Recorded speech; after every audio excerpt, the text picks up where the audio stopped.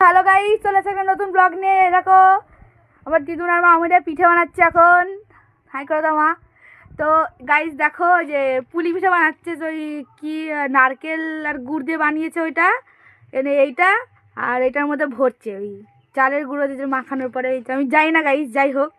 আর এই দেখো এটা হলো কি, এগুলো আমার বুনু বানিয়েছে, এইগুলো আমি বানিয়েছি। সুন্দর হয়েছে না গাইস? সবাই কিন্তু কমেন্টে বলবা। আর এই কুলের ওপরে দেখছো ওইগুলো আমার মা আর দু একটা আমি বানিয়েছি। আর এই একটা স্টার যেটা আমি পাকামো করে বানিয়েছি, আর আমার মা দেখে বকাবকি শুরু করেছে, বলছে কি যে ওটা হয়নি। কিন্তু গাইস বলো আমি কত সুন্দর করে বানিয়েছি, ওটা নিশ্চয়ই হয়েছে। তো এ দেখো মা আর দিদা মিলে এখন বানাচ্ছে কত সুন্দর করে। আমাকে বলেছিল এমন করে করতে, কিন্তু আমি পারিনি। রেসিপি আমি অকম্মার ডেকে, সেটা আমার মা সবসময় বলে।